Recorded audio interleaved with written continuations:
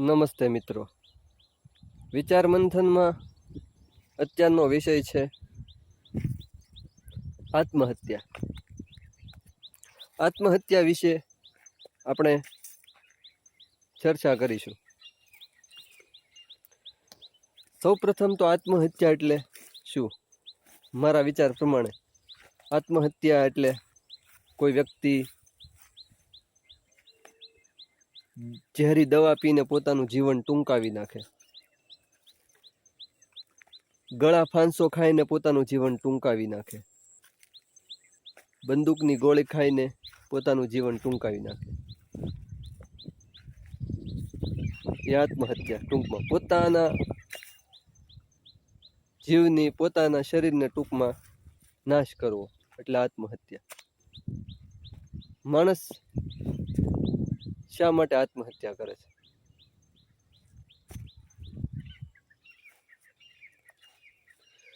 મોટા ભાગના કિસ્સામાં કર્જ, લેણું વધી જવાથી, સંબંધ વિચ્છેદ એટલે કે સંબંધ તૂટવાથી, અમુક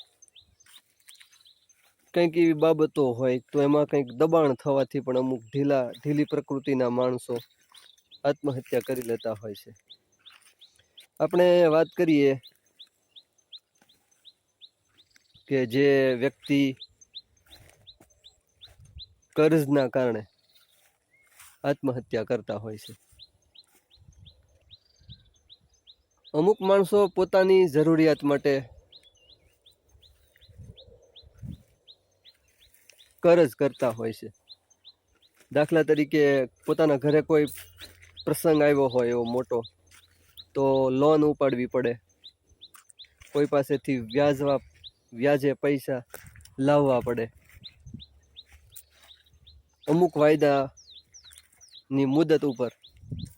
તો પછી શું થાય છે, વાયદો પૂરો થાય એટલે પૈસા પાછા આપવાનો સમય આવી જાય છે. અમુક માણસો પૈસા પાછા ના આપી શકે. દાખલા તરીકે તમે 10,000 કોઈ પાસેથી લીધા હોય અમુક કામ માટે, અને એ પાછા આપવાનો સમય આવે, ઉછીના લીધા હોય કે વ્યાજવા લીધા હોય, એ પાછા તમે આપી ના શકો. અમુક બહુ ઊંચા ટકા સાથે વ્યાજે પૈસા લે છે. ઘણા એવા શહેરોમાં એવા પેપરોમાં કિસ્સા બને છે, હું વાંચું ક્યારેક ક્યારેક. તો શું થાય, અમુક સમયે પૈસા પાછા ન આપી શકાય અને પેલા વ્યાજખોરો ચક્રવૃદ્ધિ વ્યાજે પૈસાનું વ્યાજ લેતા હોય છે. 30%, 20%, 40%, 50%, કોઈની સીમા જ નહીં. પૈસા લેનાર વ્યક્તિ બિચારો પૈસા આપી આપીને થાકી જતો હોય છે.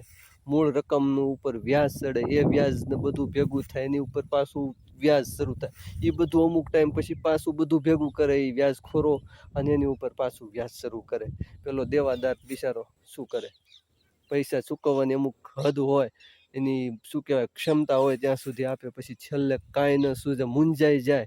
જ્યારે એને કાંઈ માર્ગ ન સૂઝે, અમુક એવા વ્યક્તિઓ હોય બિચારા જે ઢીલા પોચા સ્વભાવના હોય, જે આ બધી હાડમારીથી પૈસા ચૂકવીને હેરાન થઈ ગયા હોય, છેલ્લે કાંઈ રસ્તો ન સૂઝે ત્યારે આત્મહત્યા કરી બેસે છે. કાં તો ગળા ફાંસો ખાય છે, કાં ઝેરી દવા પી લે છે, કાં તો ઊંચી બિલ્ડિંગો ઉપરથી છલાંગ મારીને નીચે કૂદી પડે છે અને વ્યક્તિનું મૃત્યુ થાય છે. આવા સમાચાર આપણે પેપરોમાં વાંચીએ છીએ, ટીવીમાં જોઈએ છીએ, અને અમુક આપણે કિસ્સા સાંભળીએ છીએ કે પેલા ભાઈએ આર્થિક સંકળામણના કારણે કે વ્યાજખોરોના ત્રાસથી કંટાળીને આત્મહત્યા કરી. આ રોકવું આપણા હાથમાં નથી, પરંતુ આના માટે ધ્યાન રાખવું આપણા હાથમાં છે. આપણે આપણી ક્ષમતા પ્રમાણે વ્યાજવા પૈસા ઓછા લેવા જોઈએ, મારું એમ કેવું છે. અથવા આપણે આપણી ઉપર ઓછું કર્જ કરવું જોઈએ. આપણી શું કહેવાય ઇન્કમ હોય, આપણી આવક હોય એટલું લેણું કરવું જોઈએ, જેથી સમયે આપણે એ પાછું ચૂકવી શકીએ. સંબંધ વિચ્છેદના લીધે થતી આત્મહત્યા. સંબંધ તૂટી જાય, છોકરા છોકરીનો સગાઈ થઈ હોય,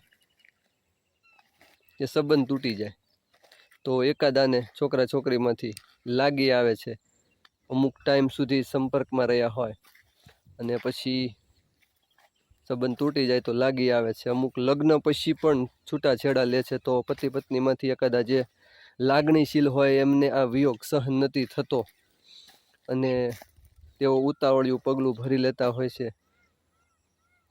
અને આત્મહત્યા કરી બેસતા હોય છે. સંબંધ વિચ્છેદમાં આત્મહત્યા રોકવી બહુ મુશ્કેલ છે, કારણ કે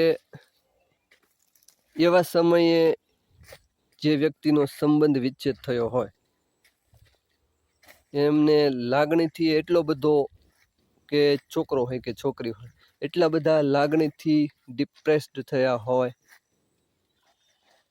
શું કહેવાય, લાગણીથી એકબીજાના પ્રેમમાં, છોકરો છોકરી હોય તો ગળા ડૂબ પ્રેમમાં ઊંડા ઉતરી ગયા હોય અને આવા સમયે એમના પ્રેમના તંતુની ઉપર કુઠારા ઘાત થાય, એમનો સંબંધ સમાજની કહેવાતી મર્યાદાઓથી તોડી નાખવામાં આવે કે કંઈક એવું કંઈ પણ કારણ હોય કે જેનાથી સંબંધ તૂટે, તો એ બંનેને સમજાવવા ખૂબ અઘરું પડે છે અને ક્યારેક તો બંને આ વિયોગ સહન ન થતા એક સાથે આત્મહત્યા કરી લેતા હોય છે. આવા પણ બનાવો બને છે, મને તમને ખબર જ છે. કેટલાક બનાવોમાં એવું હોય છે કે જેનું કારણ અગમ્ય હોય છે, અકબંધ રહે છે.